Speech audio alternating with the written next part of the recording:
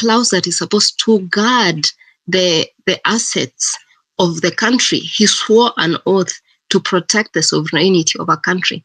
Why are we seeing out of the rule of law? There's the issue of agriculture, livestock, there's everything. Basically, it's like we are facing an imminent collapse. That said, it looks like he's not actually interested in running the country. And in the event that he's not, is it possible for him to resign? And in the event that he resigned, what is the way forward? And I don't think we should stop at it, because Kenyans have become like firefighters. We have an issue every other week. I remember they had mentioned that KICC can rake a lot of revenue if at all it is leased to a multinational company. Now it's time for us as Kenya to be proactive and look at what is the actual status of Jkia, because now they're saying, oh, it was a proposal. We need to know where is the title, what is the actual status at KICC, and also what is the KPLC. I looked at some videos where Julius Malema was explaining how when you go to bed with the West, they make you give away your national asset, the most profitable of them. And now we can see KA, because JKA was not making losses. 1 second. My apologies for interrupting you, nothing. But we have so many speakers requesting, and a lot of people have pressing questions for their lawyers. So when you guys have your speakers, please keep it at 4 minutes so people can have a chance. Now that we have 3 lawyers on the panel, a lot of people have legal questions they want to ask in regards to this Adani deal. Thank you, Mary. Okay, on that note, I wish to land. Okay, 1 minute. As you do that, I'll also take 2 minutes to go through the people who have sent their questions through through messaging. And someone has asked me to ask what is the implication of the meeting between the CS and the KAA workers. Does it have any implications in what will be going forward in terms of this deal?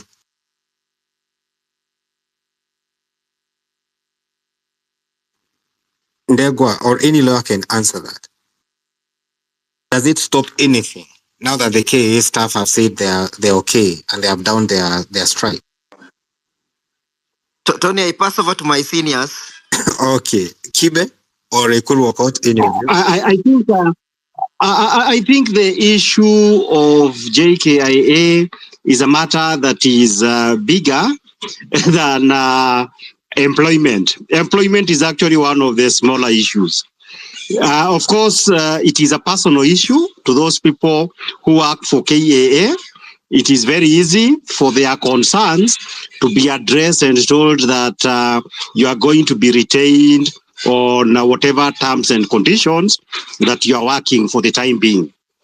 The bigger question still would remain that this kind of national asset cannot just be given for 30 pieces of silver, which is what is happening.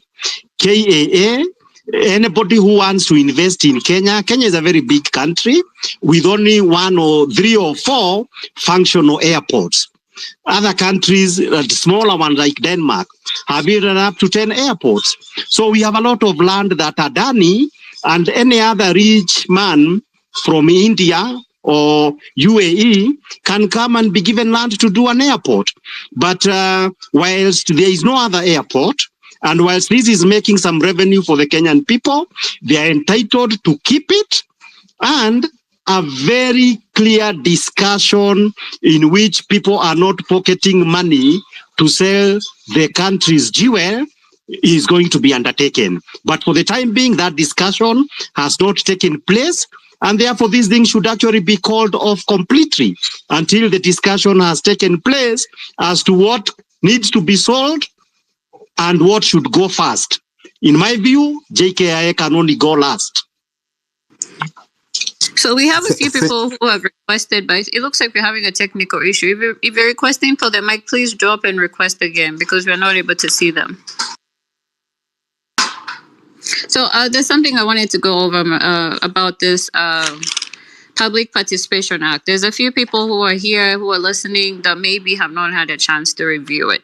And according to this Public Participation Act, there's Section 37 that stipulates how PPPs can be acquired. And some of them that are listed there are procurement, private initiated proposal, competitive bidding, restrictive bidding. Those are some of them that are listed. So this Adani deal, from my understanding, is a private initiated proposal, which, correct me if I'm wrong for the lawyers that are here, does that honestly explain why there was no competitive bidding or restrictive bidding that was part of this deal making?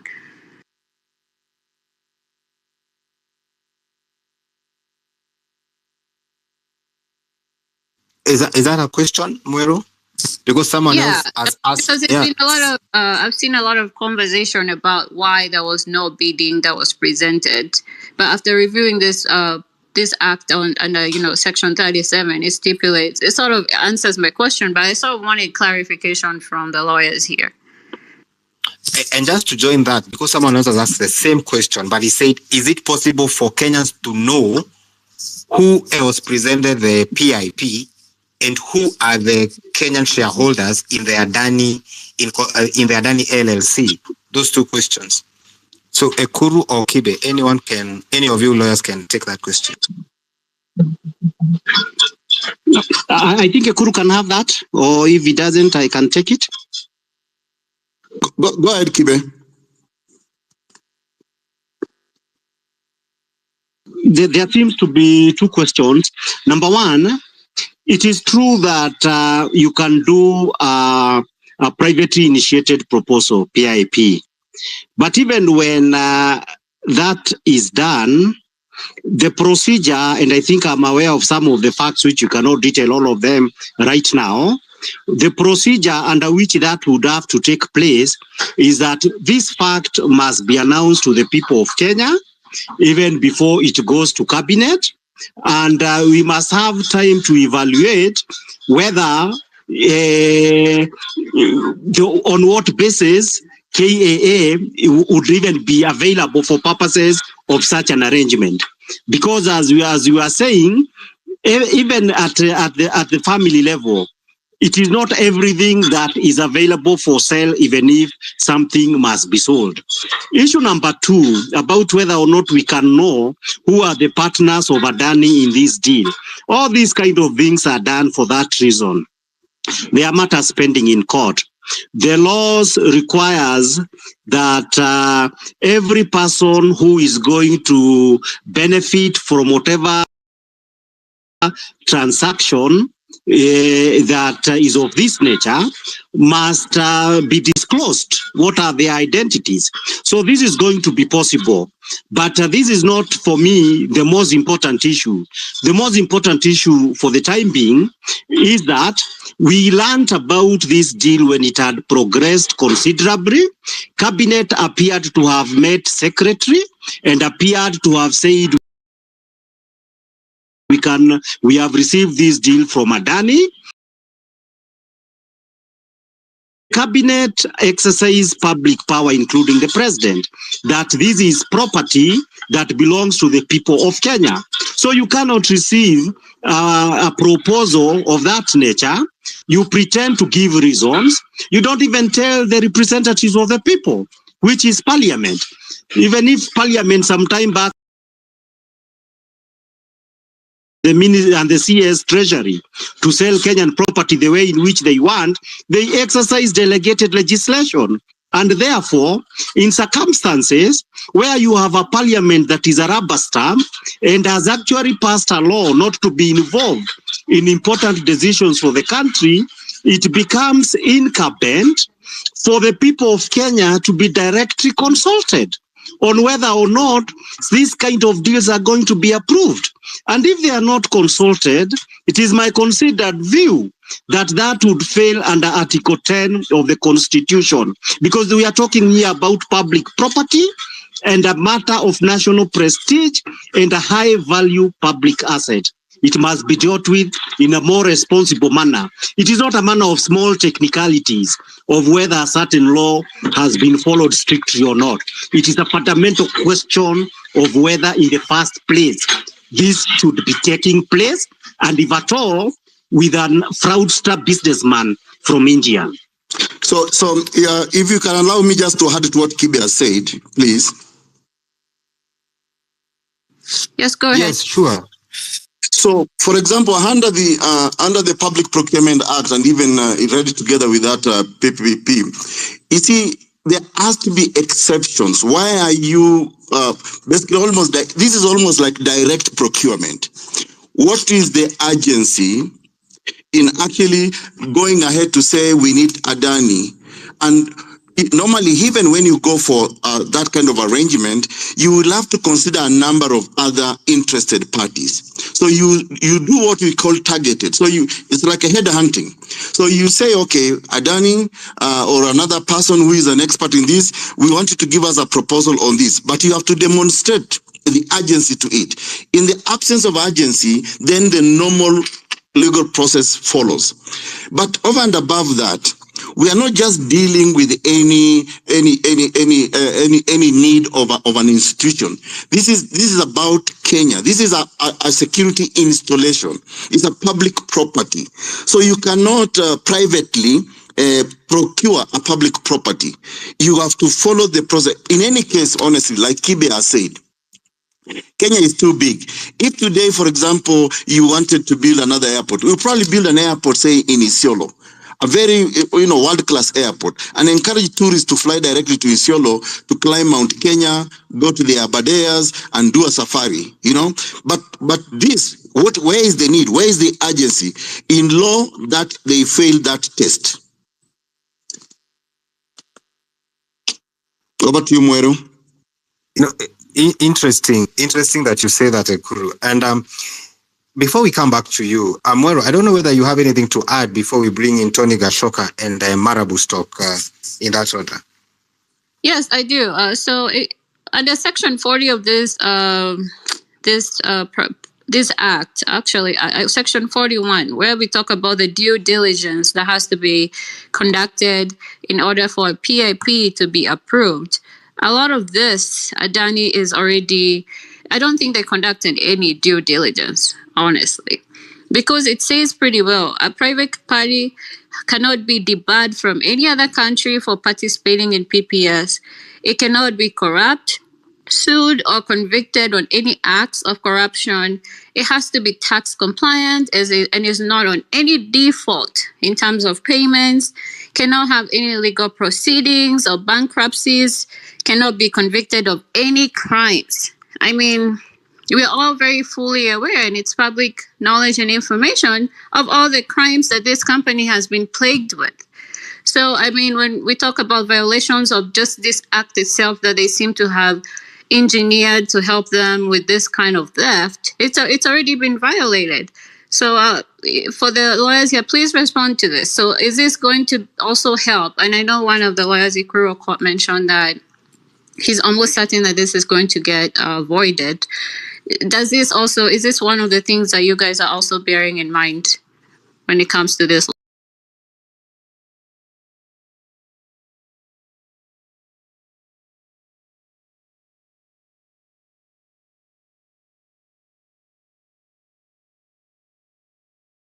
Already part of the judicial review case that was filed on behalf of the Law Society of Kenya. Thank you very much, Wakili Kibe. Tony, I wanted to bring you in so that we take two questions, a question from Marabou-Stock and Joe. Then we can drop the speakers and bring in some more speakers because we have a very hot mic today. Well, good evening, everybody. I wanted to talk about this concept of corruption, which is actually very well perfected by William Ruto, who trained very well under the Kanu regime. You know, corruption is, or what you call government corruption, is budgeted.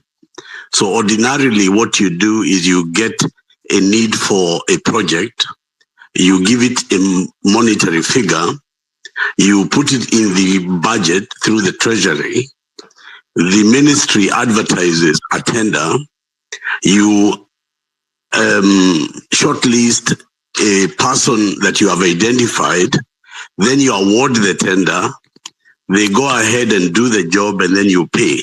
That is normally the way in which looting ordinarily happens in the normal course of business in government. Budgeted corruption.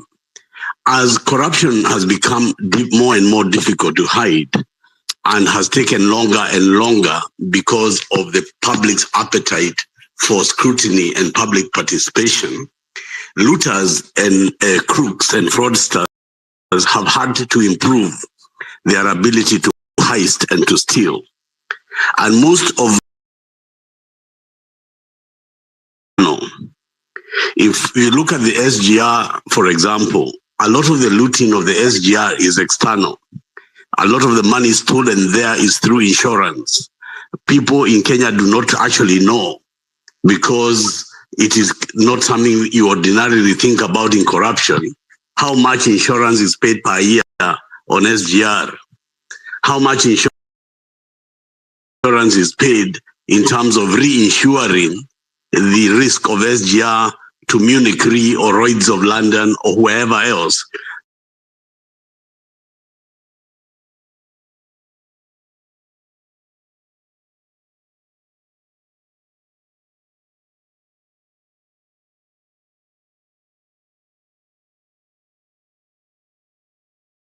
It is seeking not just a strategic asset. Revenues are invisible.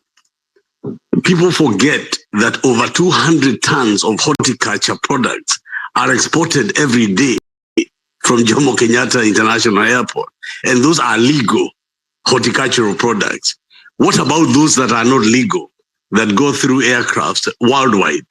I mean, if you go to the US-Mexico border, the narcotic trade is bigger than the economy of Africa together, because the narcotics that cross the border of the US and Mexico are in the billions of dollars. So if you have an unregulated Jomo Kenyatta International Airport, don't look at the land, and as Kibe Senior had said, my friend in the struggle for many years, yes, there is land and they can sell the land, but there are also sophisticated things that they have calculated that are beyond the naked eye.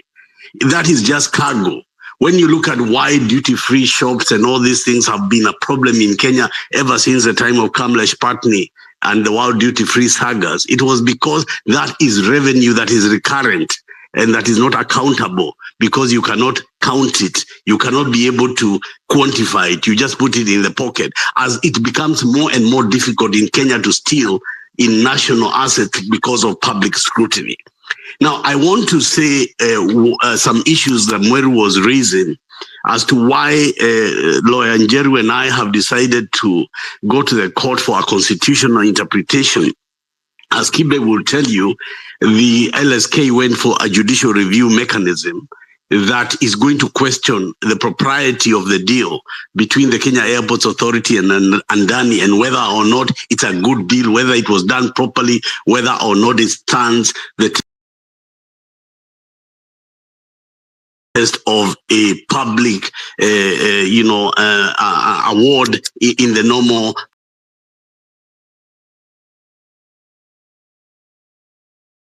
the mountaintop of public concern, public interest in saying that the sovereignty of the people of Kenya, including public participation, is a prerequisite on all things, including gems like Jomo Kenyatta International Airport that are so important to the total citizenry of Kenya, that it cannot be even entered into any discussion without the participation of the public and the consent thereof. And our constitutional reference is asking the court to say that everything else is a nullity, in the same way they said the BBI was a nullity because the BBI did not originate from the common person. And it will be interesting to see whether the court will bite as to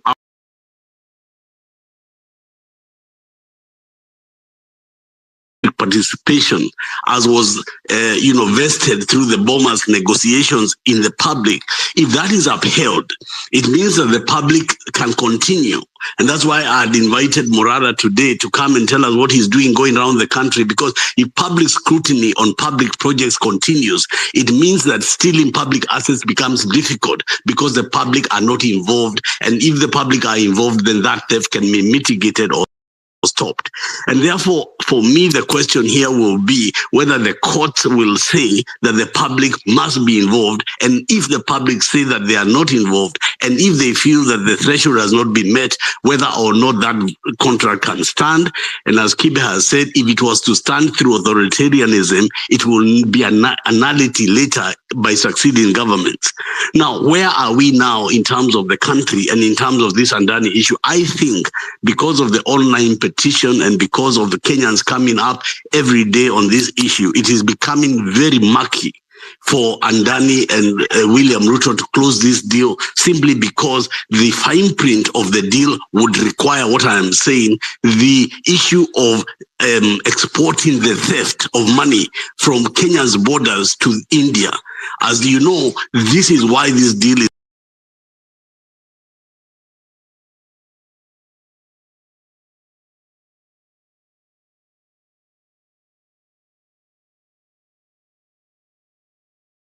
I don't want to speak anything beyond there, but to say that I'm putting a challenge to my brother Kibe to join with Akina Ndegwa and Njiru, because we need not just a review of the Andani deal. We need a constitutional pronouncement by the court that this deal is null and void ab initio, because it does not, benefit the public, and in fact, it negates public interest. I want to stop there for now. Thank you, Tony, for that very wonderful submission. And I'll just echo something you said as I bring in Joe and Marabou Stock to ask their questions and give us their submission.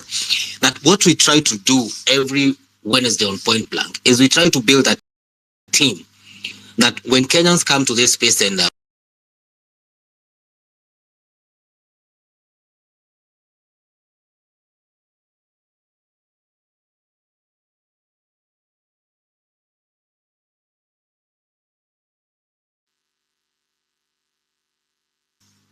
if Joe is not ready, Marabou Stock, you can if you're ready. Good evening, Tony.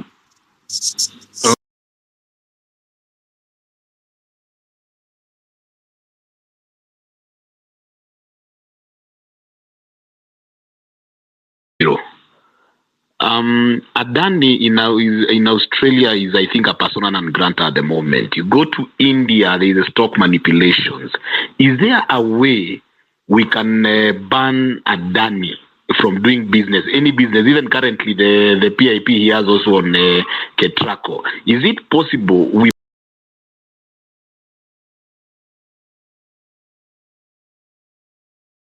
So that's what I would like to know. Thank you, Joe. Senior Counsel, would you love to answer, Joe, before we bring in Marabou Stock?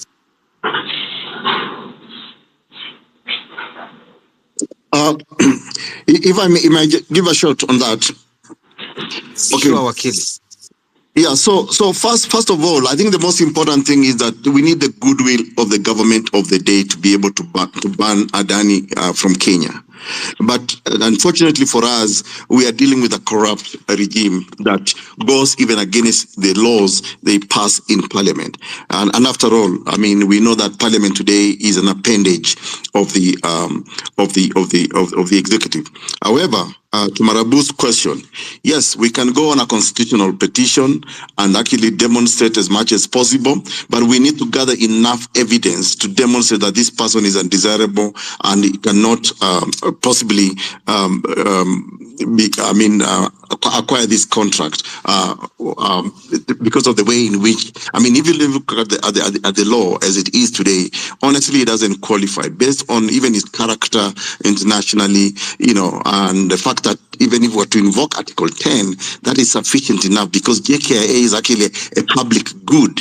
And the courts already have established that in various decisions up to the Supreme Court, Public participation is not just public participation. It has to be meaningful public participation. So yes, on a constitutional reference, constitutional petition, we can, I don't know whether we can get an order to ban Adani from Kenya, but we can definitely stop the acquisition of Jkia using a constitutional petition, even by dint of Article 10 alone. But more importantly, I think, I don't know, I've not read the petition in court currently by Njiru and others, but we also now maybe need to invoke Article 35, the right to information. And the right to information is very clear. Information that's being held by a state or by any other organ. And I think this is something that we need to consider, maybe as a matter of urgency, to seek the information about how, so that formally we know.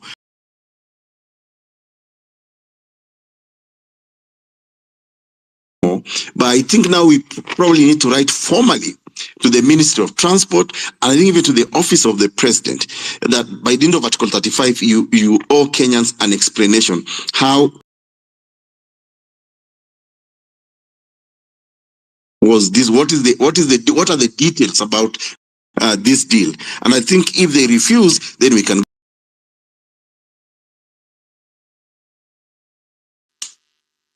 Yeah. Thank you, Ekuru. I think Senior Counsel Njero Ndegwa will tell you how best can you, Njero and Kibe, form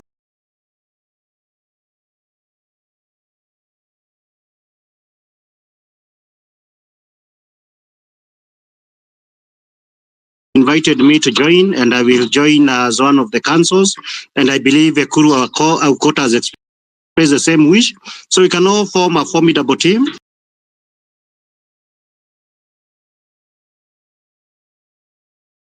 And I believe there are some other listeners here who have also raised a number of issues so that the issue of Article 35 raised by Ekuru can be included.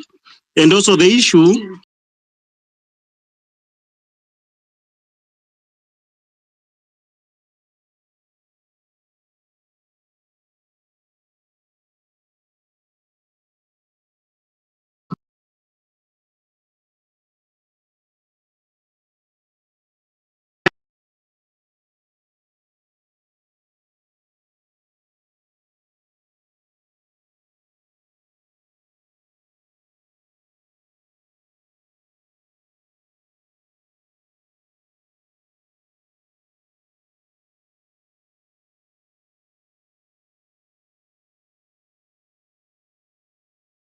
Tony, thank you.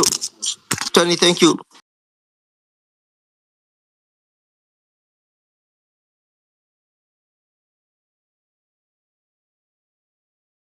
So that I may not be penalized. Having said that, and I benefit with the wisdom of my seniors. One of the advantages that we have in that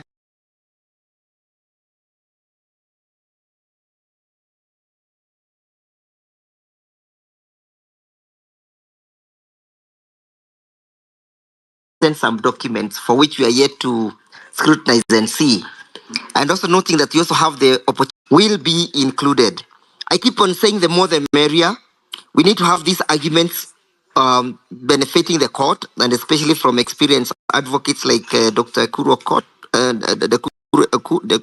Dr. Ekuru, Senior Kibe, and the rest, and that we shall not tire until the right thing and what is just is done. Senior Kibe raised an issue about land being alienated. I have never had either a PPA agreement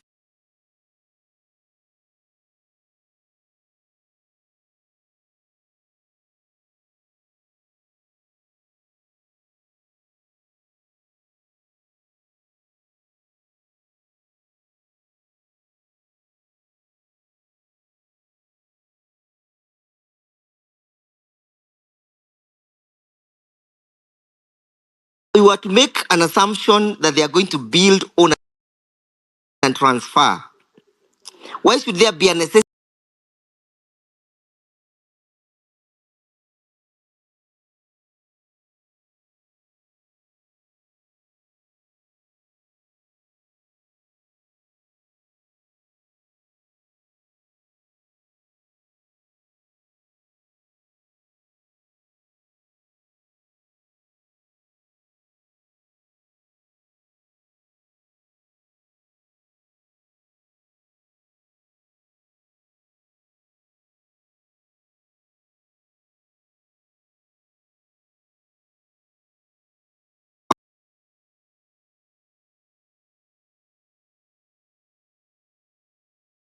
these crooks are in possession of that land?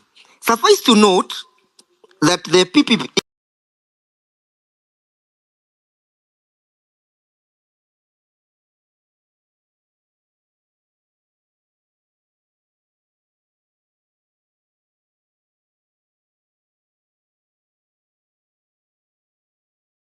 shown his credibility and his integrity.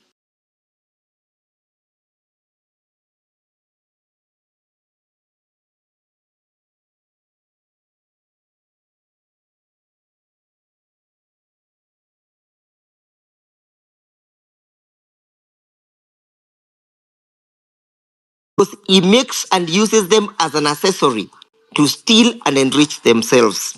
I pen off and still continue participating. Thank you. Moiro, you have something you want to say?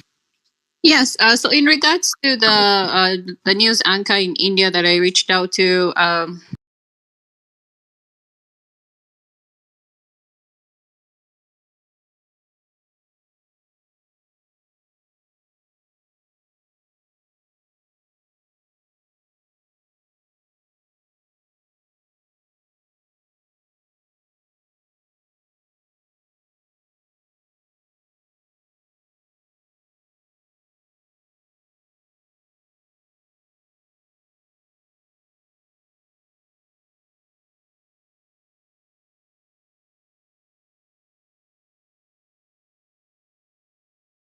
you know, of great help.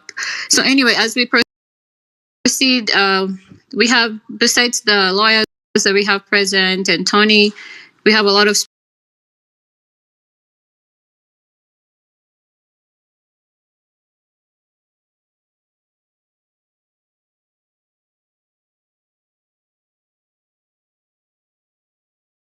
topic and just take up 3 minutes. Thank you. So Marable, please proceed for 3 minutes. Thank you. Thank you very much, Mweru, and allow me to appreciate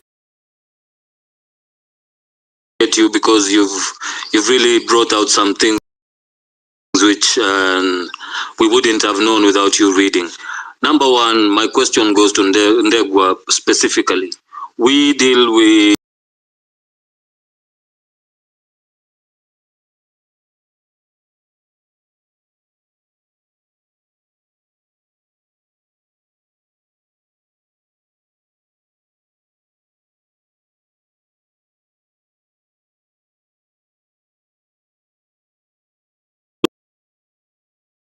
is it number 4 or 5?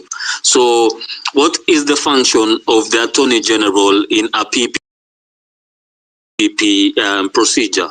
And was the Attorney General of Kenya, in your knowledge,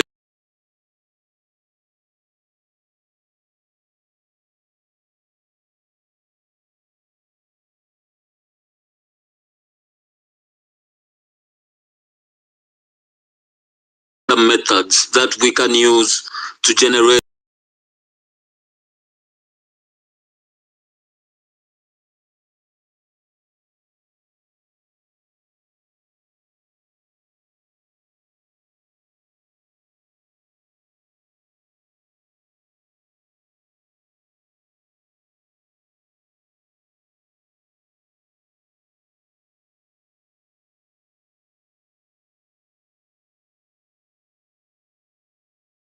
Njeru say that they changed the 2013 Act but with the 2021 PPP Act.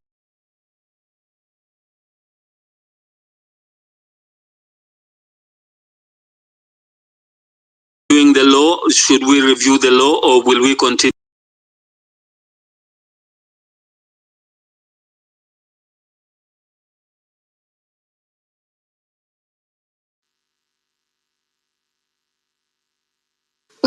Anthony, one advantage I have is that I have the seniors with me, and of course, even if the questions have been directed to me, I'll take question 2, then I pass over to Daktari and Kibe. On the question of the role of the Attorney General, remember the Constitution just speaks that he's a principal legal advisor to government, and Mr. William Ruto is a person who takes advices from the person he has advised to advise.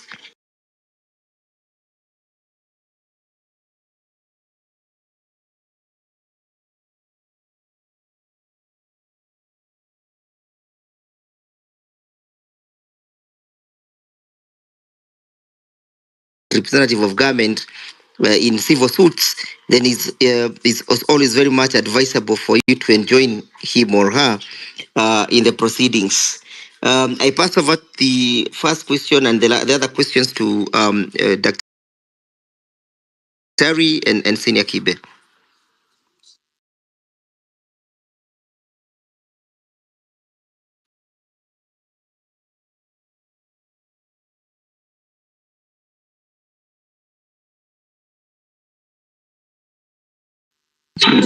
I think Ekuru, I didn't get the questions because he had said that he's asking Ndegwajiro, unless you tell me the question that I should respond to. I didn't get it very well.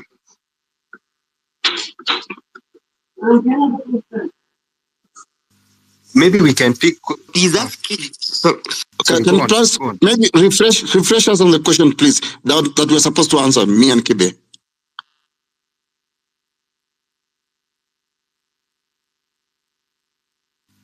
Council Ndegwa, you can refresh, or I can request the person who has to DM me the question. I think that would be the latter would be appropriate. Okay, let me do that. But meanwhile, as I do that, we can be getting some more questions. Yes, so Dr. Milton, go ahead, please, for 3 minutes. All right. Thank you very much. I want to join the rest of the comrades in this space and in several other platforms. First of all, in paying tribute to the men and women and fellow citizens that have paid the ultimate price in the quest to hold this government, which is clearly a rogue cartel of individuals.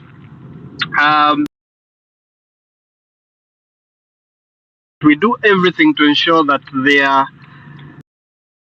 their spirits can rest, knowing that even though they did not live to see the fruits of what they were fighting for,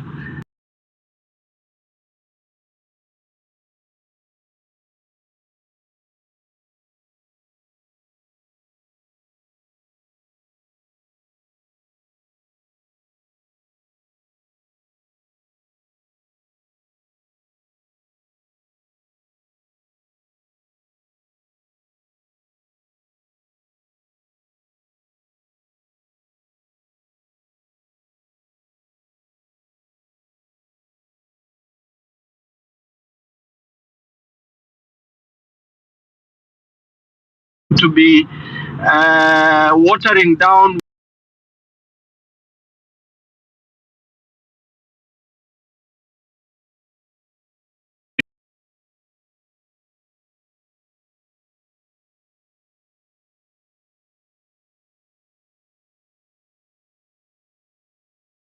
to the presidency and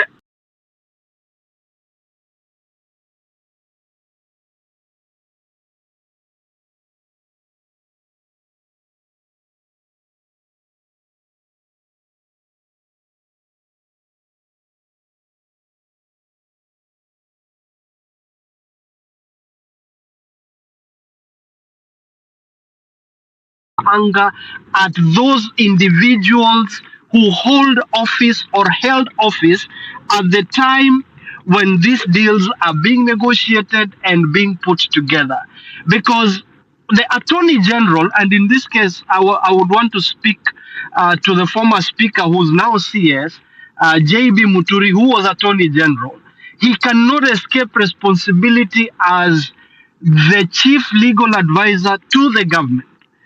The Solicitor General cannot escape because they have a duty to ensure that there is public interest and value for money is at the heart of every deal that is entered into. The CS, as the custodian of policy on behalf of the people of Kenya, has a duty, an obligation to tell the Kenyan people what happened. And then there is, at the institutional level of Kenya Airports Authority, there has to be a level of responsibility when it comes to the corporation secretary, who's the chief legal advisor of KAA. What do these people, what has their role been all along? And I believe that time has come for the Kenyan people to invoke the power that is inherent upon them to call these people to account. And in all these petitions, I would want to submit that they need to be parties, respondents in these cases in their individual capacity, because they took office and took an oath to perform the functions that are spelled out in the Constitution as to when situations like this arise. And therefore, they cannot escape. So as we move on and agitate, I think we have a duty to bring them to account in their individual capacity. That is how we are going to ensure that people don't just masquerade, don't just say, okay, it is, I have advised, and therefore it is up to the people to take advice or not. What do you know? That is negligence, and it is unacceptable in the circumstances. I want to move to the next point that I would like to make in this sense. While we are holding these people accountable, we also need to remember that we are dealing with a presidency, an occupant of office, where such a deal could not have happened without State House and the brokers and the people who purport to be close to the presidency must have been the initiators of this. And we need, therefore, to know what happened. How did all this start?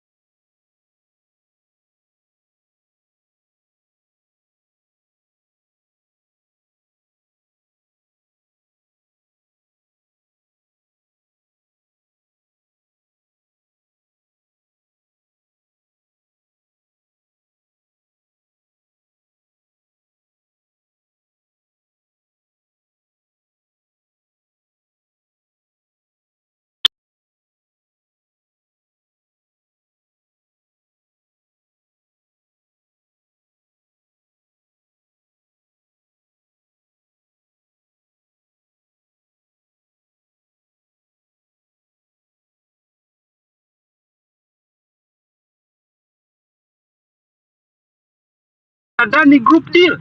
We need, and I think Council, Ekuru, Kiben, Dego, and others, we probably need to contemplate an institutional framework where we research on every single foreign trip, every single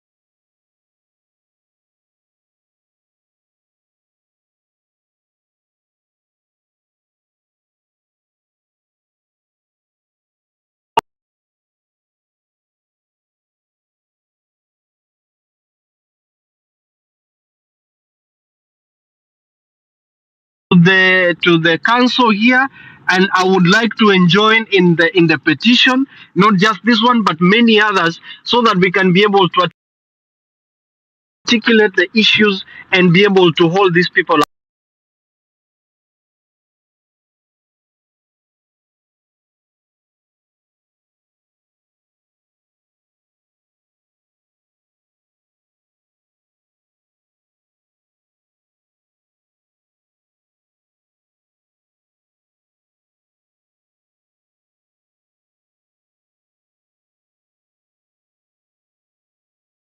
role of the Attorney General in all of this.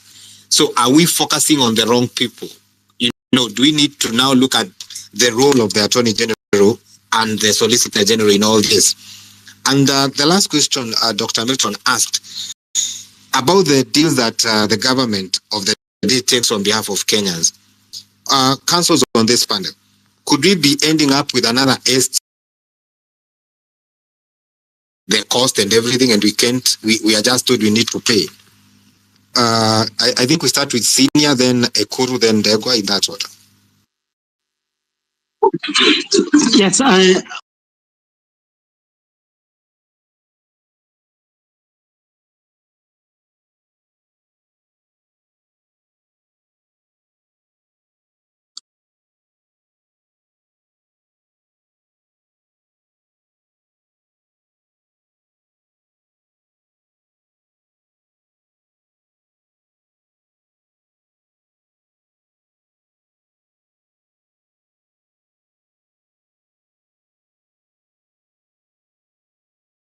this matter was presented to cabinet, but meetings of cabinet are always done in a hurry.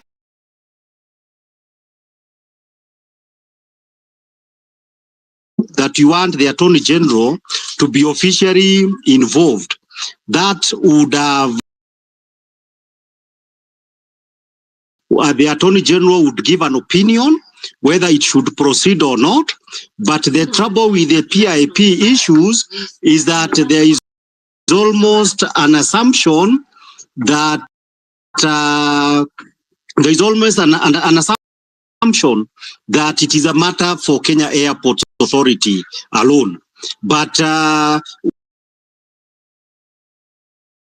it is an important public asset, then that is where you would draw the Attorney General in. And therefore, these arrangements of PIP, PPP, some of them can easily be used to rob a country dry, and they need to be re-examined. I believe there is an appeal of that nature. But of course, there is an institutional failure in the sense that under our constitution, the Attorney General, Article 156, on one hand, you say is the legal advisor of the chief legal advisor of the government. On the other hand, you say that is the protector of public interest. On a day-to-day basis, the Attorney General behaves more like the president's lawyer, more than the guardian and the custodian of public interest. So that there is an internal conflict in which individual attorney generals have discharged their role. Go to Israel, for example, and they do not even have security of tenure. The Attorney General is the one who has been able to ensure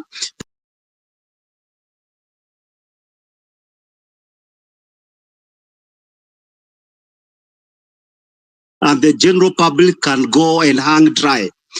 If there was a responsible Attorney General who is effective, I do not see how this deal would have reached the stage where it has reached. And at the very minimum, would have issued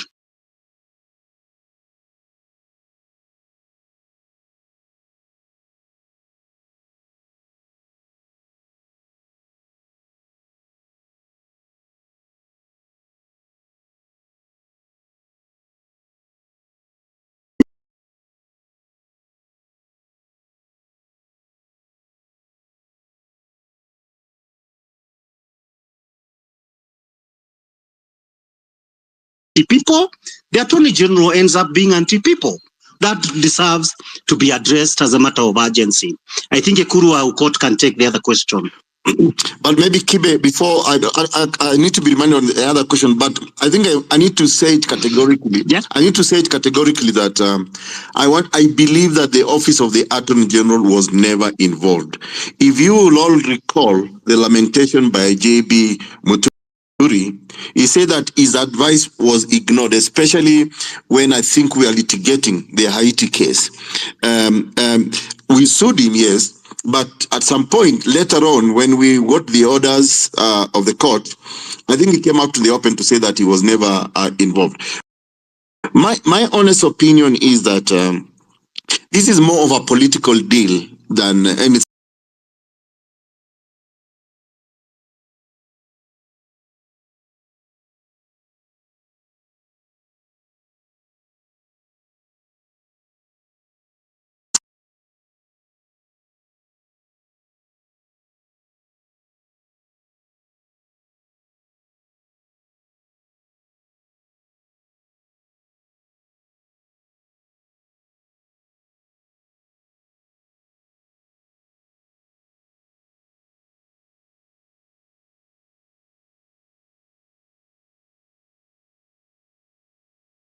An advocate of the High Court of Kenya.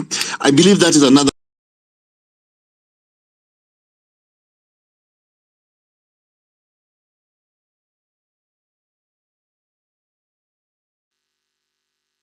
Tony. Another question was, can the document can we have a situation where all dealings done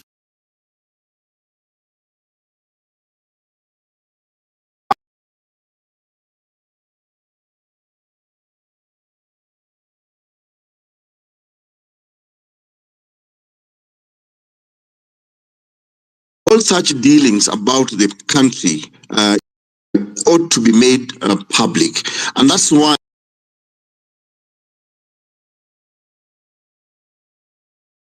in Article 35 that information held by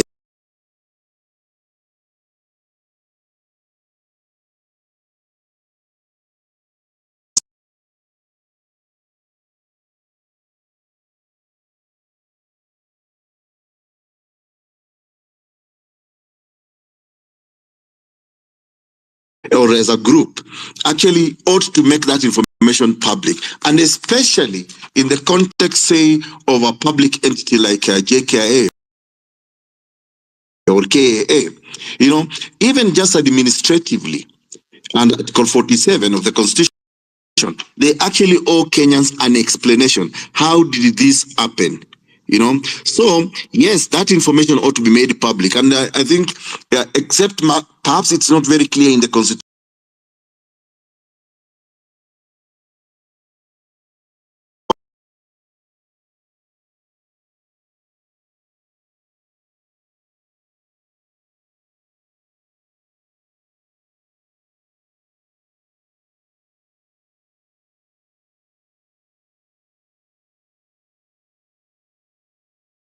By the representatives of the people. This has not happened because this is a hush-hush.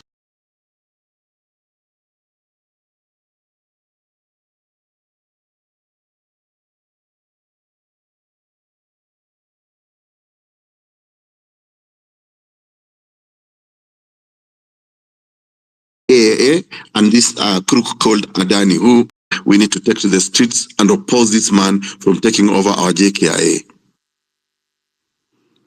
Thank you, Wakili. And Dagwa, you want to add something before we take in some more questions?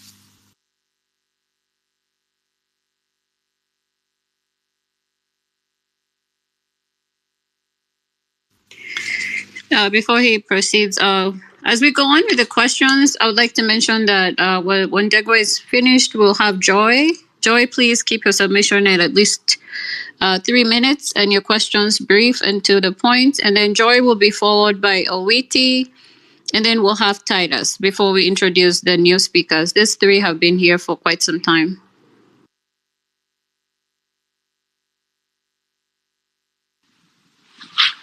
I can't hear Ndegwa speaking, so I'll make my submission and then probably he can come after me. I want to chime in this from the perspective of a quantity surveyor I am a quantity surveyor myself, and on typical projects, we would be the contract administrator. So maybe lawyers for construction projects. Now, I have looked at the PIP document by Adani, and I do have some questions, very pertinent questions any QS would ask. So, for example, when they justify a PIP of a competitive bidding process, they are saying that a PIP would, which is the process that they are going through, will allow them to give us more benefits without looking at value for money as being the main benefit that we are looking at. But when you read at the beginning of the document, they say that actually they're coming in to help because the government has a fiscal deficit to the tune of about 5.6%. So if actually the reason why they're coming to help is because the government doesn't have money, then why shouldn't the main consideration be value for money? Why should we go through a PIP process and not a competitive bidding process? Because if we went through a competitive bidding process, we would actually get that value for money justification that we'd be looking for. And then again, I think it's actually not factually correct to say that going through a competitive bidding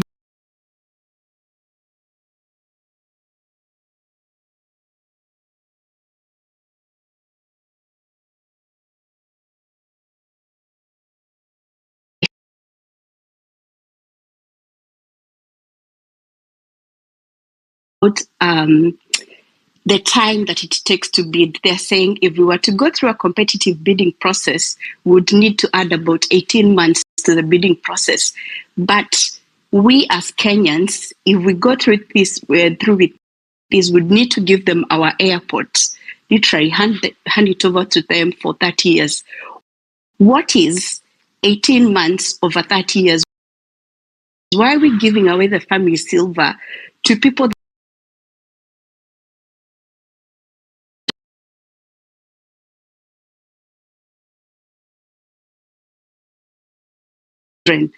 Number two, the 30 years that Adani would take over this airport for, what the useful life of everything that they would have constructed would have come to an end. So would literally be back to square zero. Buildings have a useful life. Most of them, if it's very good quality, it will give you 50 years. But after 50 years, actually, it might make sense to knock it down and build a new. So in these 30 years, because I don't think they would actually have anything that entices them to give us infrastructure that is more than the 30 years, would still be back to, because would now be mostly, almost entirely dependent on them, would be back to, again, looking at how to extend that so that they can put in more investment. Because by that time, I would imagine that the public finances in channeled elsewhere, and so it would be a whole other process to try to get the government again to own this asset on our behalf. Now to the question. I am a bit concerned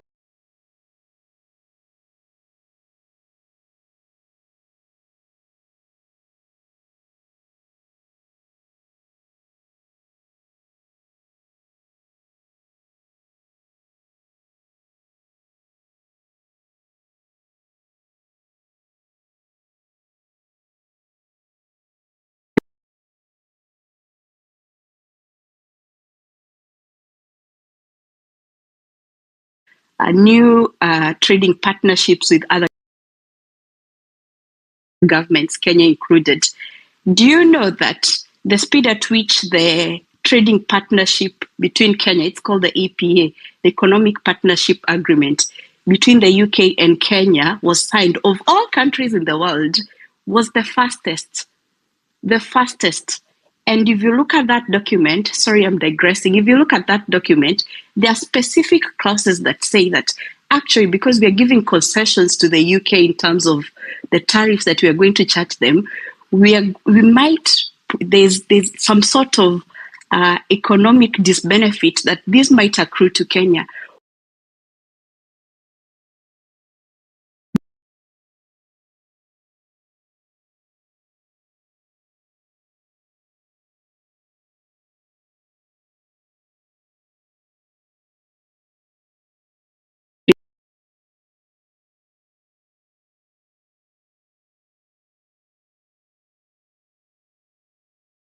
legal mechanism that can be put into place to make sure that time is not the only thing, getting things done fast, because it looks like we are losing our most variable assets, our economy,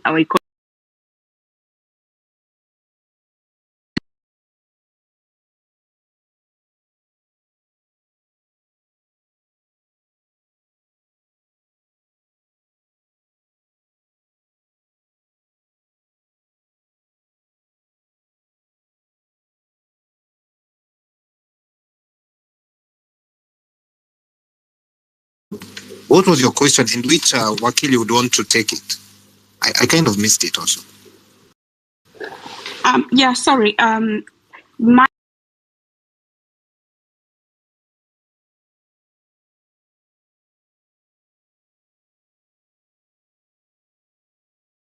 signing these agreements, and some of them with very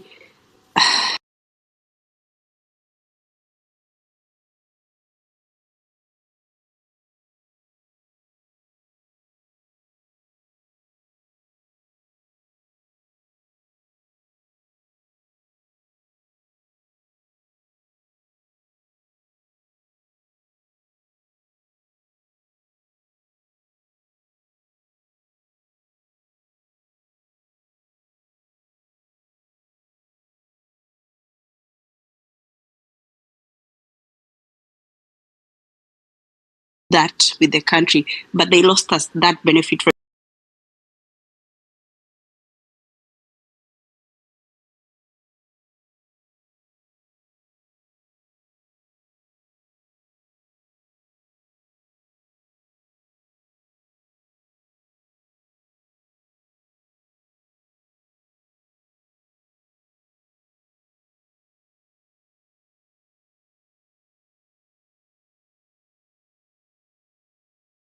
You would get many bidders and then have them all do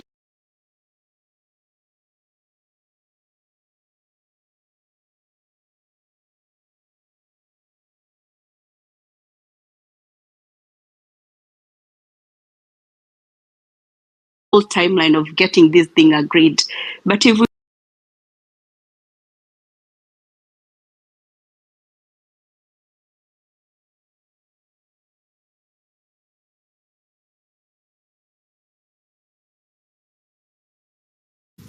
exactly, we would have more negotiated. And is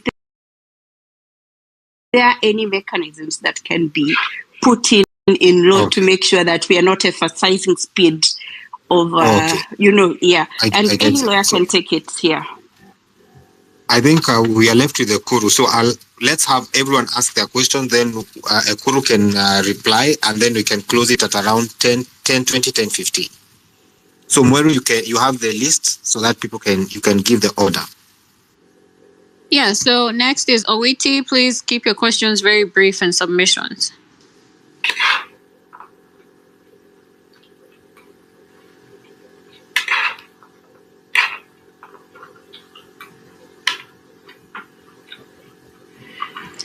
Owiti is not present. I'll have Titus proceed.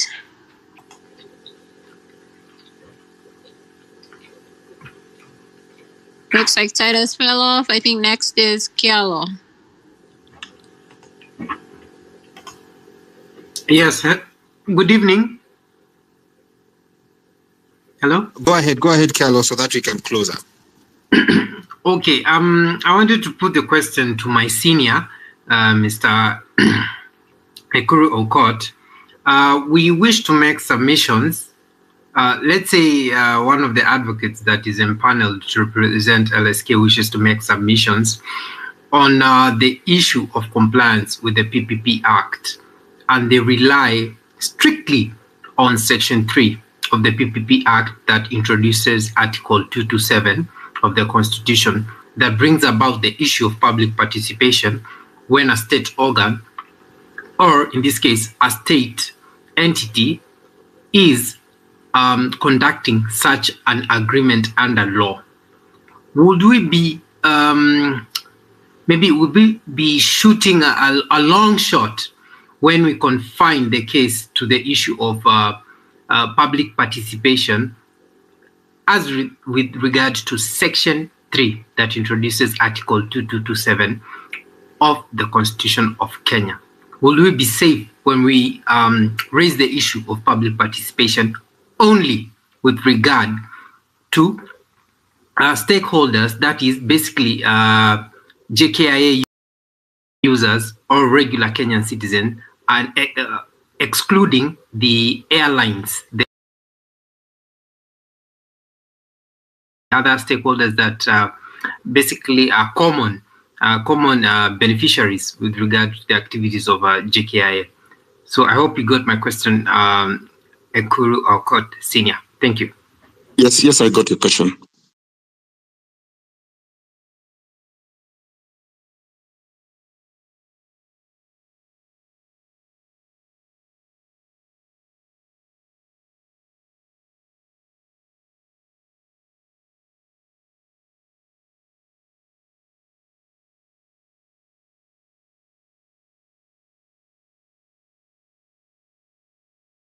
I've got to part E of the document, which states about the Air Passenger Service Charge Act. And if you look at the issues in there, it says that the charge under paragraph A of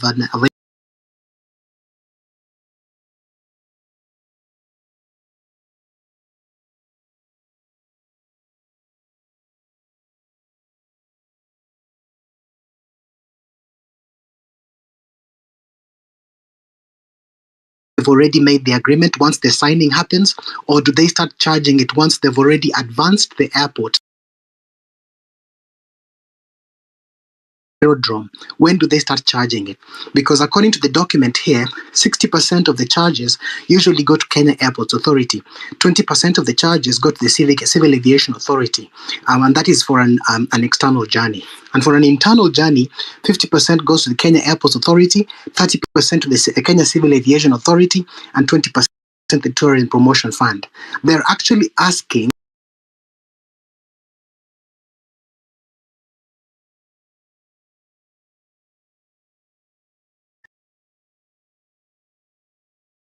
any airports to determine the amount to be levied under Section 3. I'll leave it there, that Adani airports to determine the amount to be levied under Section 3.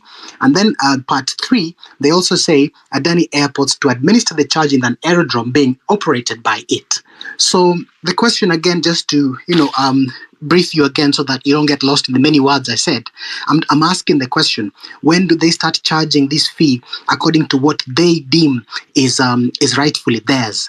Already they're saying that they would require that they charge a fee according to their own recommendations, not so much according to what the Act itself requires, and I mean the Kenyan law. They are going to get the power to actually decide what they're going to charge. When do they start charging? When they sign the document or after they've constructed the aerodrome and everything else? If the former is true, this is a robbery, total robbery. Thank you. Thank you, Nyati. And just to make a request to you, Nyati, I think you've asked some very wonderful questions. If you don't mind, you can DM me so that we get in touch and I can share the same with Tony Gashoka. That way we will not be talking in a hurry. But who's next, Mwero, so that now we conclude? It looks like that's it for the speakers. But one more thing, Nyati, if you can just take 1 minute to please talk to us about the task force that you've also created, because I think this would be a great opportunity. Thank you so much, Mweru. I really appreciate you, Anthony, and all the rest on this panel. I'm an engineer by profession. I'm an electronic design engineer. I'm a principal in that regard. But I'm using my expertise together with another team, a task force of people in the US. There's some people who are in Canada and others in Kenya. These are people in the diaspora who are very technologically vast, who can actually postulate, map, they can structure, they can strategize any agenda towards achieving any initiative that can be used to drive change in Kenya. What we are doing with our task force is that we recognize that political change in Kenya has been very systematic, and it has been systematic such that the succession of power has been from one user to another user, and I mean abuser, one abuser to another abuser in history. It has been tribal, and it has consistently been manipulated to remain so. So what we are doing is we are creating a vehicle of change, which is what we call a war machine. We are actually building something that any person that is politically any political aspirant in Kenya can use to drive change in Kenya, and such that even if they're taken out, even if Morara is gone, even if whoever is leading us changes their mind about what their objective is, the machine stays. The war machine stays, so that this structure is going to be a vehicle of change to cause civic education to get incised all the way to the grassroots. It's going to make sure that all the corruption and graft is completely mapped, and it's going to also make sure that the strategies towards government disbursement of funds is always trickled down to the grassroots, so that every economic funding strategy is felt by the people of Kenya. This is what we are building. We have IT experts, we have AI gurus, we even have data analytics, people who are very good at data analytics, and we have a bunch of lawyers. I'm appealing to anyone that has any skill set that they deem would be worthwhile towards this course to reach out to me, so that we can form this battery of like-minded men who will build a vehicle of change for Kenya, regardless of who chooses to hold political office. Thank you. Thank you very much. So, as a counsel and senior counsel on the panel, I think Nyati asked some very good questions. So you can feel free to jump in and just respond to the questions. Then we can wind up. I think I can start off as I make my final remarks. To start off with Joy, because I believe her question was not answered. We have had these problems, what she described as the speed in which we get ourselves into various deals that are disadvantageous to the country. When the history of this country is written, you are actually going to realize that people working in the cabinet and in the Attorney General's office have seriously compromised the interests of this country, because over and over again, they keep signing agreements and treaties that we get extremely raw deal from SGR, from the minerals, titanium, from all these issues to do with our oil, so that over and over, we don't seem to benefit. When the president went to the US the other day, there was talk that the Americans may be given a concession to build an Air Force base in Lamu. Other countries like Egypt, other countries like Kuwait and Djibouti that have gone into similar arrangements, they earn enormous amounts of money from these kind of military arrangements. When people, for example, you take your soldiers to Haiti to go and do something for the Americans, because we have got no interest in Haiti as the Republic of Kenya, you would have expected that you not just be paid $100 million US or 200, but we have gotten into a situation where our leaders behave like the former chiefs in during the slave trade. They sell the Kenyan blood, the Kenyan territory on the cheap. This is a big shame, and it is why we shall continue being cheap and not getting serious concessions when we get into these kind of arrangements. Number two, while on that point, you have seen the Americans are championing the interest of Starlink and saying that the Kenyan government cannot be able to stop them from operating. While on the contrary, at the same time, William Ruto is promoting the interests of Adani. So that the question that happens, who is then the custodians of Kenya's economic interest if the president promotes the interest of foreigners? This is a very serious issue more than any other, because it amounts to surrender of sovereignty. And it is also, and if the Attorney General has no courage to tell the president anything else, he at least should tell him something, that he took an oath to defend the sovereignty and interest of the Kenyan people. He did not take an oath to surrender our sovereignty. This thing of going to Americans and he's told Biden, I can give you this because I am Ruto. Nobody has a right to sell Kenya to anybody. And if he has not been told, I think this is something that is going to be very serious in the future, because you cannot just go around, sell Kenya for free and say probably you'll get political backing to rig elections, and then people forget everything. I think it's a horrible shame, and this should be called out.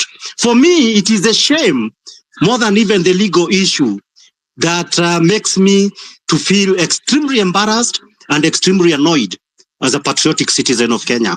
Thank you very much for organizing this forum. Thank you very much for participating, and we look forward to it. Ekuru, you want to add on? Yeah, so I will say this to Nyati. My understanding is that once you sign a contract, it comes into force immediately. So looking into the circumstances around this contract, as dodgy as they are, I know for a fact that as soon as they take over Jkia, those charges will start immediately. Because remember, we are dealing with a rogue businessman, and also we are dealing with a rogue regime. So I do believe that once they penned off this contract, the charges will be effected almost immediately. So it is actually what we call the enforcement of contracts. So you sign, it starts kicking off. So yes, it's a robbery. But secondly, I think was it Nyati who asked the question about Article 3, Section 3, invoking Article 227. You can be sure that yes, public participation becomes an issue here when you invoke Article 227. So I do believe, yes, there has to be public participation in the acquisition of this JKIA, and I think that's one of the issues I believe is being canvassed in the court. Now, to Joy, and just in addition to what Kibe, my senior, has said, problem for me is not even the law. Yes, we may have some twisted law, especially because we are dealing with a parliament that is now an appendage of the executive. They pass laws that are actually meant to be deal-making laws, not necessarily laws with a common good to the society of Kenya. So the problem is not law. If they followed the law, of course, at least even on a balance of probability, they have to demonstrate some process was followed. In this particular case, it was not. This is a deal. I don't even think in law we can call this a contract. This is a deal making. But my last point, Tony, and everybody else before I also pen off, is that if you follow the events of Kenya Ports Authority, when there was an attempt to acquire Kenya Ports Authority, you heard about the Chinese wanting to take up Kenya Ports Authority because we were threatened that we were not able to pay the SGR. Then there was the expressway. Now it's JKIA. All these common goods, these properties of the people of Kenya are being used as collaterals and political, deal making behind doors.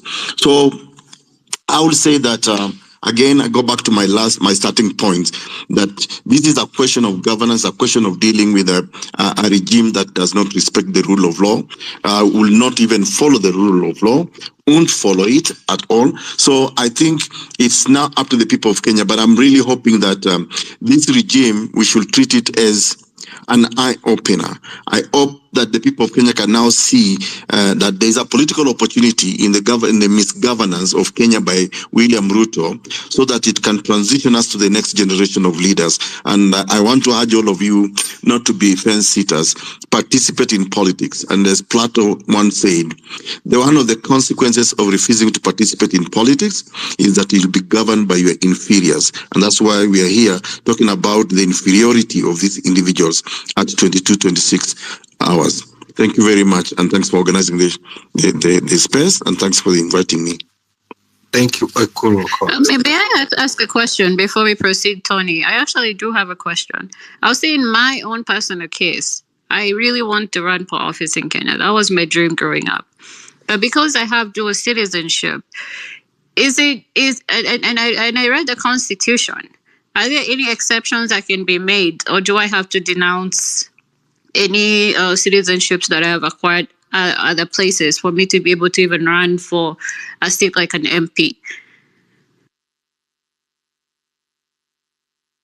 Is that to me or to Skibe?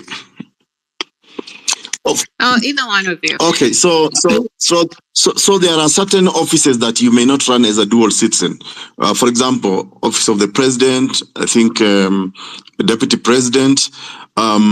I mean, there are members of parliament who are actually dual citizen, and I think the courts of law has excused them. I think I remember some examples in Wajir. But as you know, of course, the dual citizenship is now allowed under our constitution. But I think there's some sensitive offices, like for example, to be Director General of NIS. Obviously, you can't get that position if you're a dual, you've got dual citizenship. And I think I can't remember the list, but there's a list of some sensitive, or maybe become, for example, the member of the Kenya Defense Forces or a chief of staff in the Kenya Army. Those positions you may not get as a dual citizen. But we have had commissioners in the various national constitutional commissions from other countries. So yeah, including even I think people have applied to be IEBC commissioners in the IEBC as foreign nationals. So some of those that do not have any sensitive information that may threaten the security of Kenya, I think you may run. But I think as a member of parliament, I believe you can run. But Tony maybe can add. Tony has been in the political space for some time. I'm sure he has an opinion. But he's the next speaker, actually, as we wind up. No, Ekuru, it's a pleasure to hear from you, my brother. I just wanted to thank everybody, one and all, including Bona Kibe, who I reached out to earlier today for enriching this space. Mweru, I hope you will agree with Anthony to be co-host in this forum. I just wanted to tell everybody, including Nyati, that we want to be here every Wednesday. We call it Point Blank, and we don't really want numbers. We are not interested to be the biggest space. We want to be a space that works. This is a place where the thinkers can meet and exchange things that can help their country. There was somebody who said there about exchanging information so that we can be able to network. Please DM me. I'll be happy to open for you a network wide and deep, so that you can be able to be fully participant in your country wherever you may be working from. I and Kibe have been in this for very long, and earlier when we were speaking today, we know it's our duty to pave the way for other generations. We cannot walk away from the platform before we hand the baton, and therefore, as long as we can, this forum is something that I want to welcome all of you to come and join, and always be participants so that we can enrich each other and save our motherland. I believe finally that this petition of Andani with Kuru and Kibe joining Degwanjiru, I believe this thing will work, and I think we can actually succeed in having a constitutional reference that can not only stop the Andani deal, but set precedent on how to handle public matters in the future. With those very many words, Tony, you've really hosted this space very well. Mweru, thank you for jumping in. I know it's very late at night. We don't want to hold people too long so that they can come back again. But this is Tony Gashok. I'm very grateful for all of you for coming. My DM is always open so we can share. Thank you and good night. Thank you, everyone. As I wind up, I want to just echo what Tony has said, that we are always here every Wednesday on Point Blank. And the real purpose of this space is to make Kenya work for all of us. With those many and few remarks, I want to say good night. We meet again on Wednesday. And in case you have a topic you'd want us to handle, kindly also DM me. My DM is always open for all your questions and any requests you might have. Thank you. Mweru, you didn't answer about co-hosting on Wednesday. So I hope you will answer. I am very open to it. I'm very open to it. I believe that this is an opportunity where we'll not only provide a lot of education, but I like the fact that it's geared towards actions. I've seen the petitions that have been filed. Ekuru Court, honestly, there's one, the Punguza Mizigo bill is something I'm very passionate about. I went as far as calculating how much money we're wasting in overrepresentation and things like that. And I really have a lot of faith. Nyati, the task force, I'm a part of that task force also. So I think this is we have a lot of it's a very noble space, and as we just keep up the good work, we have to fight for our country. We're very rich. We're rich in culture, resources. We're rich. So every time, I mean, I live in the United States. I've been to these reserves where they've held the, the native tribes, the native Indian Americans. They're all held up in reservations. And I don't want to see the same thing happen in Kenya. And we will not allow it. This is not the time.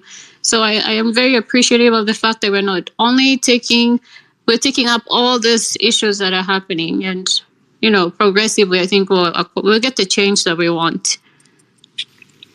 Thank you, Mwero, for those wonderful remarks. Thank you to everyone in Kenya and everyone in the diaspora. Let's meet again on Wednesday at 8 p.m. till 10.